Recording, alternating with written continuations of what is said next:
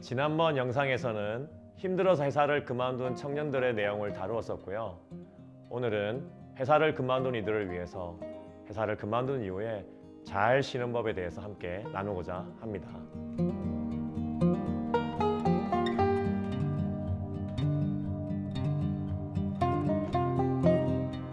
회사를 그만두기 전과 그만둔 직후에 다음 직장과 일터를 미리 알아보면서 중간에 쉬지 않고 바로 이직할 수 있는 환경을 만드는 것도 경력 관리를 위한 개인의 대단한 능력이라고 생각해요. 생계를 잘 유지하고 혹시 밀려있는 카드빚과 할부를 갚아 나가기 위해서 필요한 선택이기도 하고요. 하지만 혹시 여러분 가능하시면 시간적 여유를 만들 수 있다면 회사를 그만뒀을 때 중간에 조금 쉴 수 있기를 권하고 싶어요. 여러분, 쉬는 것이 왜 필요할까요? 잠시 쉬어가는 것이 인생에 도움이 되기 때문입니다. 쉬어가는 것이 과거의 시간들을 돌아보고 인생의 다음 스텝을 준비하는 것에 도움이 되기 때문이에요.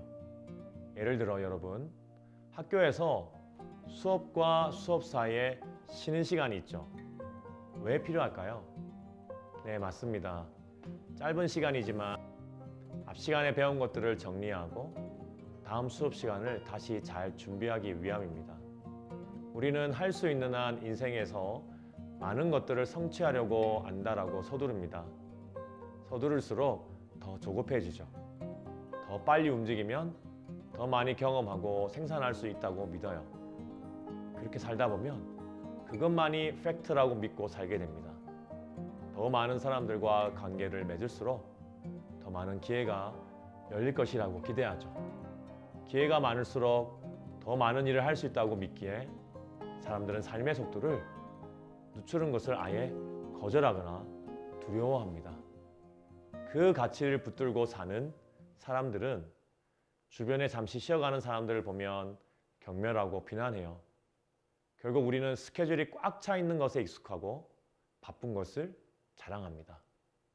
그러다 보니 쉬면서 지나온 시간들을 돌아보며 성찰하고 고독과 침묵 가운데 사색하는 것을 비효율적이고 비생산적인 것으로 보기 쉬워요. 행위가 아닌 존재를 위한 비생산적인 시간을 얕잡아보는 문화가 우리 사회와 심지어 교회 안에서도 깊게 뿌리 박고 있어요.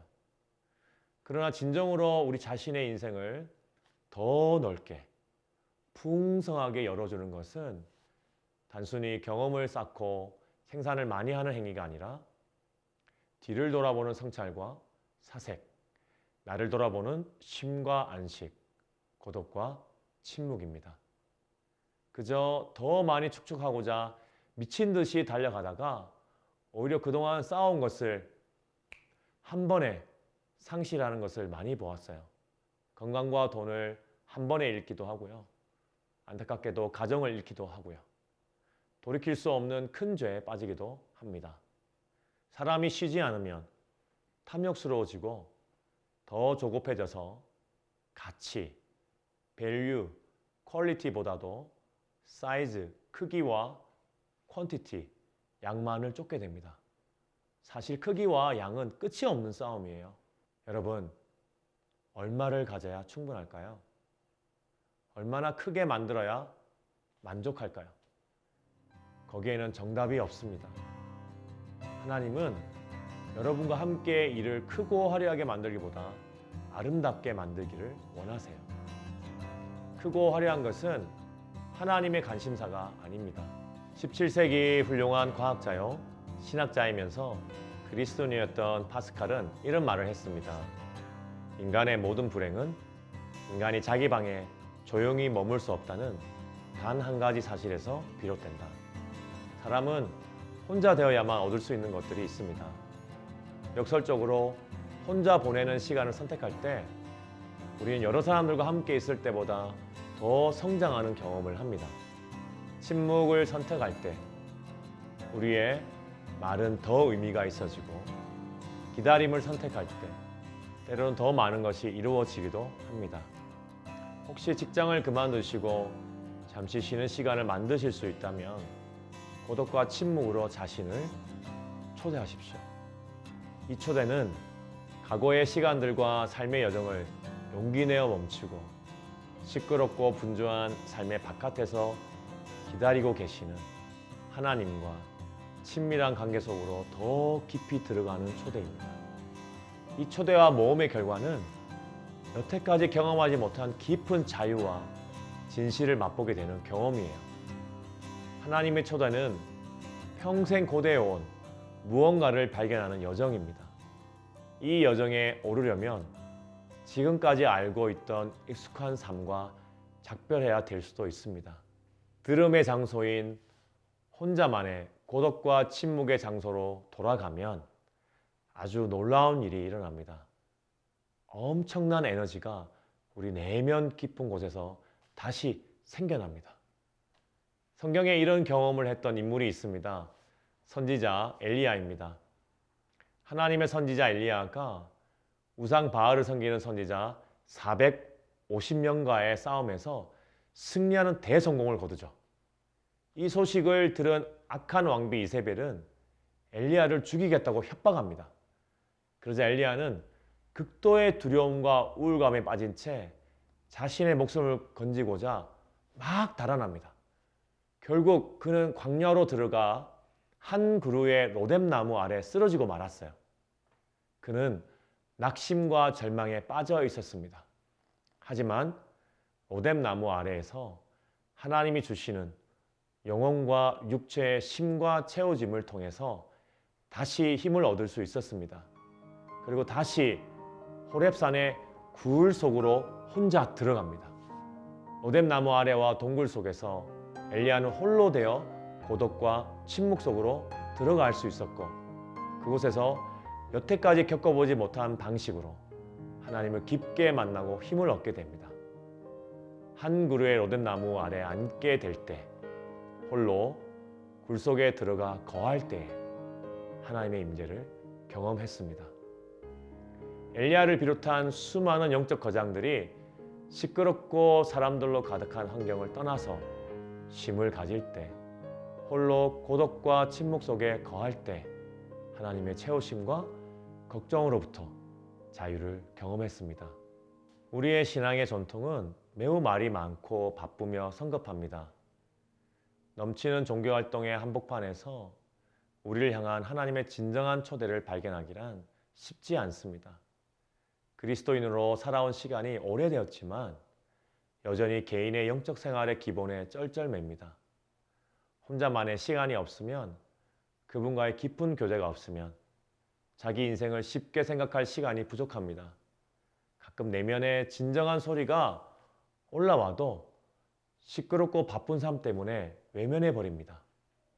할 수 있다면 일정 기간 동안 일을 멈추고 성취를 멈추고 근심과 걱정과 긴장을 멈추고 소유를 멈추고 바쁘게 변화하는 문화를 따라가려는 노력을 멈추고 영적인 쉼, 육체적인 쉼, 정서적인 쉼, 지적인 쉼을 건면하고 싶어요.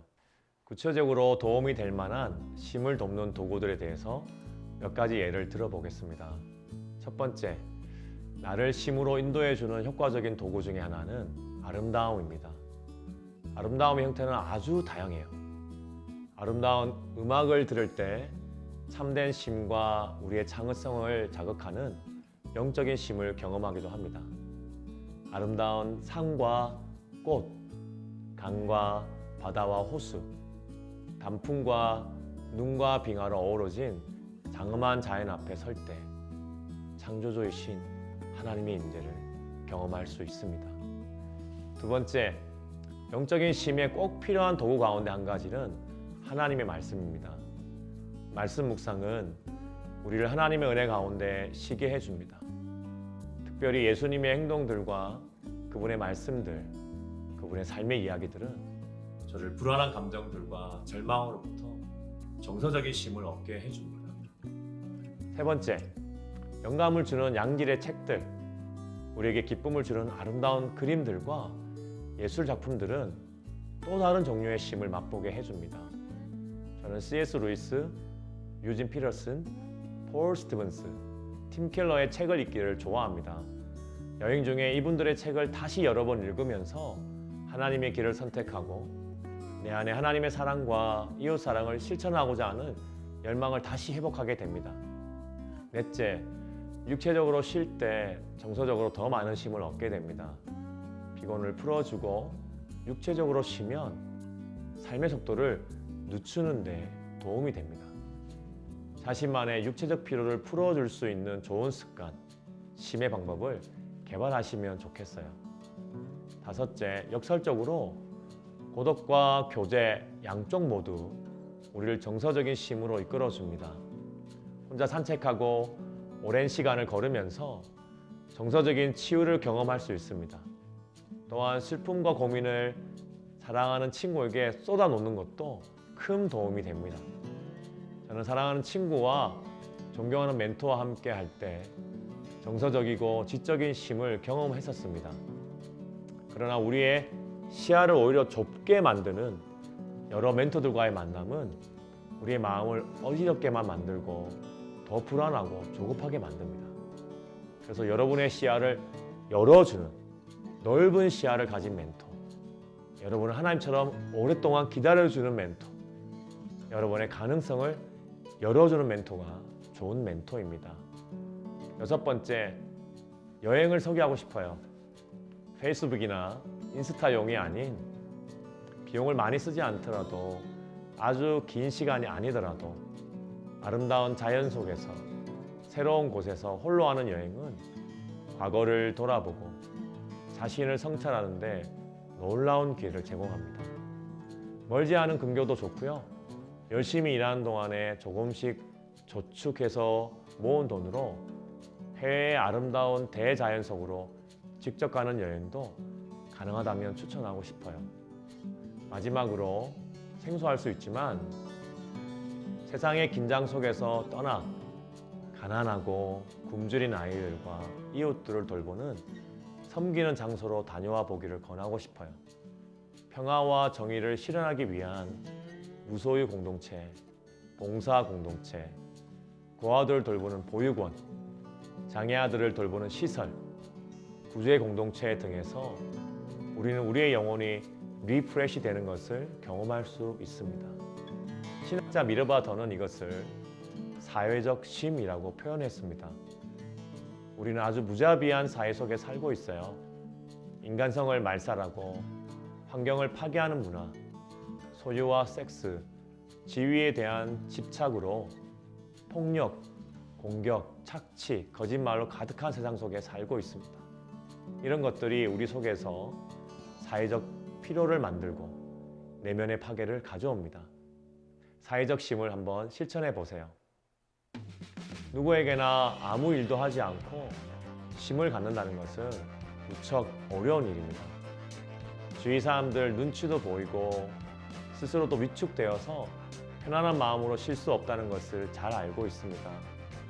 하지만 너무 불안해하지 말고 지금 내게 주어진 시간만큼 누려보라고 권하고 싶어요. 저 역시 끊임없이 일해왔지만 삶의 중요한 터닝 포인트에서 힘있게 새로운 출발을 할 수 있었던 비결은 그런 쉼의 시간 동안 하나님과 깊게 교제하고 새로운 인사이트와 에너지를 얻고 이전과는 전혀 다른 새로운 방향성을 발견하는 과정이 있었기 때문이었어요. 아이들도 낮 동안에 먹고 뛰어놀고 하지만 잠을 푹 자고 쉬는 밤사이에 키가 큰다고 하잖아요. 저희도 열심히 일하고 달려가지만 이 쉬는 기간 동안 여러분 성장하고 성숙한 시간이 된답니다. 잠시 쉼을 갖고 있는 여러분, 두려워하지 말고 용기를 내세요. 이 시간을 감사하며 누리세요. 오늘도 시청해 주셔서 감사합니다. 여러분의 일과 이터를 응원합니다. 안녕히 계세요.